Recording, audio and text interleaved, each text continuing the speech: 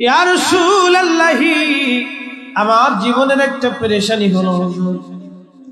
সকাল কি সন্ধ্যা, সন্ধ্যা কি সকাল, আপনার দপ্তরে থাকি, আপনার নূরানি চেহারা মোবারক দেখি।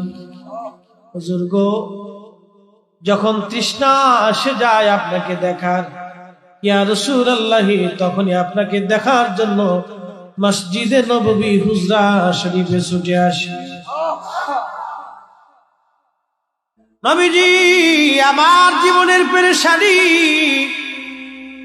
আজকে আপনি দুনিয়ার মধ্যে আছেন, আপনার বিরহে তৃষ্ণা কলিজা আসলে হুজরা মোবারক এসে নিবারণ করি। আপনার চেহারা দেখলে আমাদের কলিজা ঠান্ডা হয়ে যায়। নবী গো, আপনি যখন পর্দা নিয়ে চলে যাবেন, পরপারে চলে যাবেন দিদার এলাহিতে, দুনিয়ার জগতে আপনাকে যদি না দেখি ইয়া রাসূলুল্লাহ, তাহলে আমার কলিজা আমি কিভাবে ঠান্ডা বানাবো গো নবী? চিন্তা করতে পারছেন?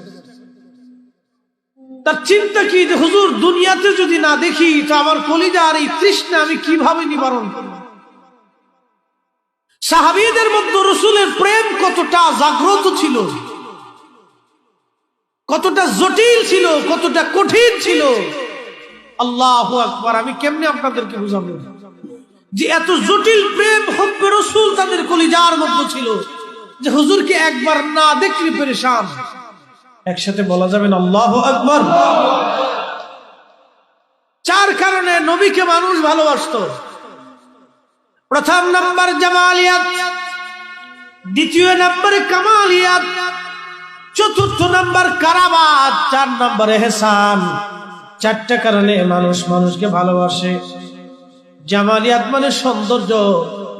দেখবেন ওই যে গরুর বাচ্চা বলেন আর ছাগলের বাচ্চা বলেন, এই বাচ্চা যদি সুন্দর দেখা যায়, মানুষ কোলের মধ্যে নিয়ে বাচ্চার মুখে চুমা দেয়। প্যারে বন্ধু, ছোট্ট বাচ্চা যদি দেখতে সুন্দর হয়, কোলের মধ্যে নিয়ে মানুষ আদর করে চুমা দেয়, এটা ফুলের মতো দেখা যায়। বাবাজি, ছোট্ট বাচ্চাকে আদর করা প্রিয় নবীর সুন্নত, আর বড়কে সম্মান করা প্রিয় নবীর সুন্নত। আল্লাহর নবী বলেন যে আমার উম্মতের ছোট্ট বাচ্চাকে আদর করে না, সে আমার উম্মতের দলভুক্ত না। যে মুরব্বীকে সম্মান করে না, সে আমার উম্মতের দলভুক্ত না। কি কথা রাসূল শিক্ষা দিয়ে গেছে, কি শিক্ষাটা আল্লাহর নবী দিয়েছেন যে মুরব্বীকে যে সম্মান করে না, সে আমার অন্তর্ভুক্ত না। যে বাচ্চাকে আদর করে না, সে আমার অন্তর্ভুক্ত না। প্রিয় ভাইরা আমার, আল্লাহর হাবিবের প্রথম সবক ছিল জামালিয়াত। জামালিয়াত মানে সৌন্দর্য। এত সুন্দর নবীজি ছিলেন। খোদার পয়গম্বর ইউসুফ, নবী বলতেন আনা মালিহুন ওয়া আখি ইউসুফ সাবিহুন, আমি লাল সুন্দর, আমার ভাই ইউসুফ সাদা সুন্দর। নবী আমার মেরাজের রাত্রি গেলেন, ইউসুফকে দেখে নবী এসে বললেন, সাহাবীরা রে, সারা পৃথিবীর সৌন্দর্যকে দুইটা ভাগে ভাগ করা হয়েছে। একটা ভাগ তামাম সৃষ্টির মধ্যে বন্টন করা হয়েছে, আর একটা ভাগ আমার ভাই ইউসুফকে আল্লাহ দান করেছেন। একসাথে জোরে বলা যাবে কি সুবহানাল্লাহ? ইউসুফের সৌন্দর্য দেখে মিশরের নারী আজিজ মিশরের বিবি জুলাইখা পাগল। জামালিয়াত, এটির কারণে মানুষ পাগল। হযরত ইউসুফকে দেখি আজিজ মিশরের বিবি পাগল। বান্ধবীরা বলল, রে আজিজ মিশরের বিবি জুলাইখা, একটা দাসের জন্য তুমি এইভাবে পাগল হলা, কারণ কি? আজিজ মিশরের বিবি বললেন, বান্ধবীরা রে, তোমরাও যদি দেখো তোমরাও পাগল হয়ে যাবা। বলে তাহলে তো দেখতে হয়। দেখাইব, কিন্তু শর্ত তোমরা কমলা লেবু কাটবা, আমি আমার থেকে পর্দা সরাই দিব, তারপরে বুঝবা আমার ইউসুফ কত সুন্দর। হযরত ইউসুফ আলাইহিস সালামের সামনে কালো পর্দা রাখা হলো, মহিলাদের হাতে কমলা লেবু দিয়ে দেয়া হলো। কমলা কাটতে গেলেন, ওনারা কাটতেছিলেন, আর এর সময় ভিতর থেকে পর্দা সরিয়ে দেয়া হলো। যখন পর্দা সরানো হয়েছে, সঙ্গে সঙ্গে হযরত ইউসুফের চেহারার দিকে তাকাইয়া তারা তাদের হাতগুলি কেটে ফেলে দিয়েছে। বুঝতে পারে না তাদের হাত কেটে যায়। জোরে বলা যাবে কি সুবহানাল্লাহ। এটা ছিল ইউসুফের সৌন্দর্য। আম্মা জান আয়েশাকে জিজ্ঞেস করা হলো, মা জননী, নবী কত সুন্দর বলবেন কি? আমাদের প্যারা নবী কত সুন্দর। মা জননী ডেকে বলেছিল, দুনিয়ার মানুষেরা রে, হযরত ইউসুফের সৌন্দর্য দেখে মিশরের যে নারীরা কমলা লেবু কাটার বদৌলতে হাত কেটে ফেলে দিয়েছিল, ওরা যদি ইউসুফের পরিবর্তে আমার নবীকে দেখতো, শুধু হাত না রে, শুধু হাত না, হাত কেটে কেটে কলিজা পর্যন্ত কেটে দিত, ওরা বুঝতে পারতো না কলিজা কেটে যায়। চিৎকার মেরে বলেন না ইয়া রাসূলুল্লাহ। নবী কত সুন্দর, কিন্তু নজদিরে চিনাইতে পারলাম না। নজদি চিনল না, মরার পরও চিনত না, কিন্তু যখন চিনবে তখন আর বুঝার সুযোগ নেই। প্রিয় উপস্থিতি, মনোযোগ লাগান। জামালিয়াতের জন্য একজন মানুষ আর একজন মানুষকে ভালোবাসে। পেয়ারা নবীকে জামালিয়াতের জন্য মানুষ ভালোবাসতো। 2 নাম্বার হলো কামালিয়াত। কামালিয়াত মানে একজন ব্যক্তি যখন আল্লাহর প্রেমিক হয়ে যায়, আল্লাহ বলা হয়ে যায়, আল্লাহর মেহবুব বান্দা হয়ে যায়। এই মেহবুব বান্দা হয়ে যাওয়ার জন্য এই ব্যক্তিটা যখন তার ভিতর থেকে অলৌকিক কারামত প্রকাশ পেতে থাকে, তখন এই লোকটাকে দুনিয়ার মানুষ ভালোবাসতে থাকে। নবীদেরকে আল্লাহ দিয়েছেন মুজিজা, ওলিদেরকে আল্লাহ দিয়েছে কারামত। নবীদেরকে দিয়েছেন মুজিজা, ওলিদেরকে দিয়েছেন আল্লাহ কারামত। আমার পেয়ারা নবী আল্লাহ এত মুজিজা দিয়েছিলেন, সব নবীকে যত মুজিজা আল্লাহ দিয়েছিলেন তার চেয়ে বেশি মুজিজা আমার নবীকে আল্লাহ দিয়েছিলেন। জোরে বলা যাবে কি সুবহানাল্লাহ। বুঝতে কি কোনো অসুবিধা হয়? মাঠে যারা আছেন বুঝেন তো ইনশাআল্লাহ? আচ্ছা, বুঝেন, বোঝার চেষ্টা করে। সব নবীকে যত মুজিজা দেওয়া হয়েছে, সব মুজিজার বেশি মুজিজা আমার নবীকে দেওয়া হয়েছে। এত মুজিজা আল্লাহ তার রাসূলকে দিয়েছে। এই মুজিজা দেখে দেখে মানুষ রাসূলকে ভালোবাসত। দেখুন হুজুরের জীবনীতে অনেক ঘটনা আসছে, অনেক মুজিজা আসছে। এগুলি বলতে গেলে অনেক সময়ের প্রয়োজন। শুধু নবীর জীবনের একটা মুজিজা শোনাই হুব্বে রাসূলের উপরে। প্রিয় উপস্থিতি, আল্লাহর হাবিব হিজরতের রাত্রিবেলা তিনি রওনা করছেন। তো জাবালে সৌরের পাশে কিন্তু জাবালে সাবির, জাবালে সৌরের পাশের পাহাড়ের নাম জাবালে সাবির। এই জাবালে সাবিরের উপরে কোনো গুহা নাই। পেয়ারা নবী জাবালে সৌরের উপরে উঠার আগে জাবালে সাবিরে উঠলেন। সাবির তখন কান্দাকাটি করে আর বলে, ইয়া রাসূলুল্লাহ, ইয়া হাবিবাল্লাহ, নবী গো, আমি পাহাড় সাবির, আপনি আমার উপর উঠছেন আশ্রয় নেওয়ার জন্য। প্রিয় নবীজি, আমার মধ্যে কোনো গুহা নাই। কালকে সকালবেলা কাফেররা আপনাকে মারবে, আমার উপরে আপনাকে রক্তাক্ত করবে, হত্যা করবে। ইয়া রাসূলুল্লাহ, আমি যা বলে সাবির, এটা কিভাবে বরদাস্ত করব? আর কিয়ামতের ময়দানে আল্লাহর কাছে কি জবাব দিব?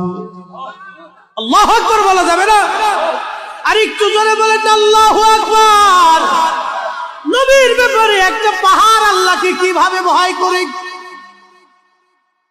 আমার দেশে অনেকে নামাজের ব্যাপারে আল্লাহকে ভয় করে, স্ত্রীর হকের ব্যাপারে আল্লাহকে ভয় করে, সম্পদ বন্টনের ব্যাপারে আল্লাহকে ভয় করে, প্রতিবেশীর হকের ব্যাপারে আল্লাহকে ভয় করে, হালাল হারাম করতে যে আল্লাহকে ভয় করে। কিন্তু বাবা নবীর বেলায় আল্লাহকে ভয় করে না। তখন আমার দেশের ওই মোল্লা আর টুপি মাথায় দিয়া, পাগড়ি মাথায় দিয়া বলে, নবী আমাদের মতোই মানুষ, এই জন্য নবী ভুল করতেন। বলেন নাউজুবিল্লাহ। কি বুঝলেন? দাড়ি তো খুব মাশাআল্লাহ লম্বা আছে। তার অর্থই হচ্ছে তার নামাজ থেকে রাসূলের হক তার হৃদয়ে জাগ্রত হতে দেয় নাই, তার রোজা থেকে নবীর প্রেম জাগ্রত করে নাই, তার ইবাদত থেকে নবীর প্রেম জাগ্রত করে নাই, তাহলে বোঝা যাচ্ছে যে ইবাদতের মাধ্যমে রাসূলের তাজিম ও মুহাব্বত অন্তরে জাগ্রত না হয়, ওই ইবাদতের 4 পয়সা মূল্য নাই। কথা বলেন ঠিক না? প্রশ্ন রাখবেন, হুজুর কারণ কি, ডকুমেন্টস কি আপনার কাছে? প্রথম ডকুমেন্ট ইয়াজিদের ব্যাপার দেখেন, একজন সাহাবী ছিলেন। 2 নম্বর, কারবালার যিনি প্রধান সেনাপতি আমর বিন সাদ, সে সাদ বিন আবি ওয়াক্কাস রাদিয়াল্লাহু আনহু আশারে মুবাশশারার 10 সাহাবীর এক সাহাবীর সন্তান। নামাজের কমতি ছিল না, পোশাকের কমতি ছিল না।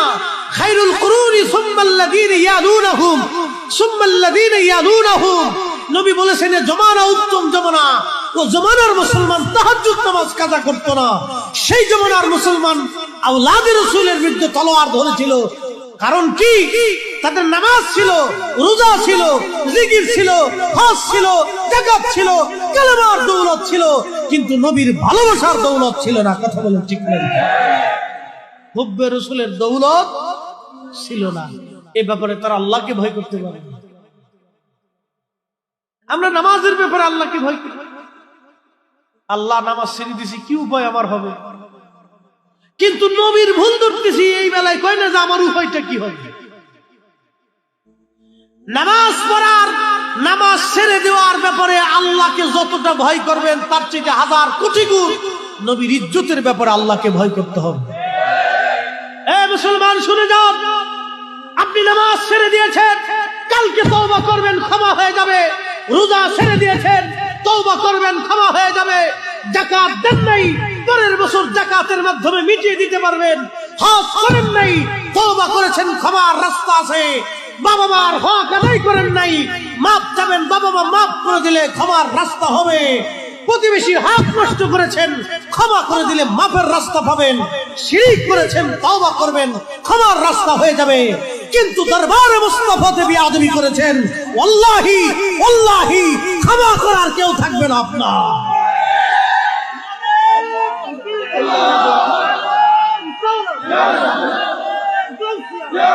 এক বেয়াদব গুস্তাখে রাসূল পবিত্র ঈদ মিলাদুন নবী সাল্লাল্লাহু আলাইহি সাল্লামকে মদের সাথে তুলনা দিয়েছে।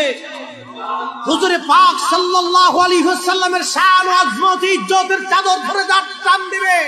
আল্লাহি খোদার কসম করে বলি, আল্লাহর কসম করে বলি, তাদের প্রত্যেকের জন্মের ভিতরে দোষ আছে। কথা বলেন ঠিক না বেঠিক?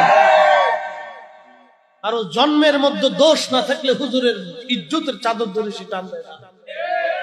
আল্লাহকে ভয় করা উচিত। মানুষ মিলাদুন নবীর বিরোধিতা করে, কিন্তু এইভাবে না।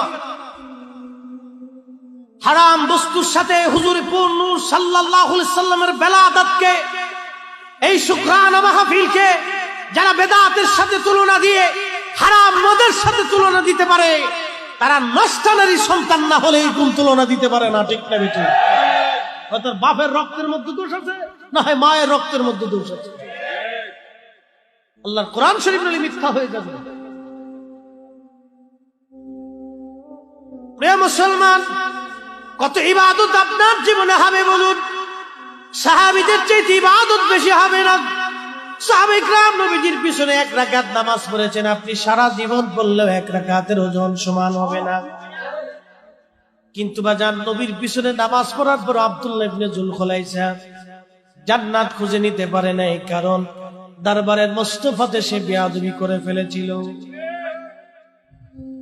প্রিয় বন্ধুগণ, সাহাবী সন্তান হওয়ার পরে আমর বিন সাদ জান্নাত নিতে পারে নাই, কারণ হলো তার ঈমান, তার কালেমা, তার রোজা, তার জিকির, তার ফিকির তাকে জান্নাতে নিতে পারে নাই। তার বাবা আশারে মুবাশশারা সাহাবী হয়েও তাকে জান্নাতে নিতে পারবে না, কারণ দরবারে মুস্তাফা নবীর আলে বাইতের সঙ্গে সে দুশমনি করেছিল।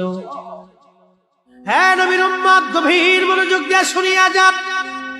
এই জন্য আল্লাহ কোরআনে বলেন, তাহবাত আমালুকুম, নবীর দরবারে যদি গুস্তাখি হয়, বিয়াদবি হয়, হে বান্দা আমি আল্লাহকে ভয় করো, আমি আল্লাহকে ভয় করো, আমি আল্লাহকে ভয় করো, এমন ভয় করো তোমার জীবনের নামাজ তোমাকে জান্নাতে নিবে না, রোজা তোমাকে জান্নাতে নিবে না, হজ তোমাকে জান্নাতে নিবে না, যাকাত তোমাকে জান্নাতে নেবে না, তোমার কালেমা তোমাকে জান্নাতে নেবে না, তোমার কোনো বুজুর্গি তোমাকে জান্নাতে নেবে না।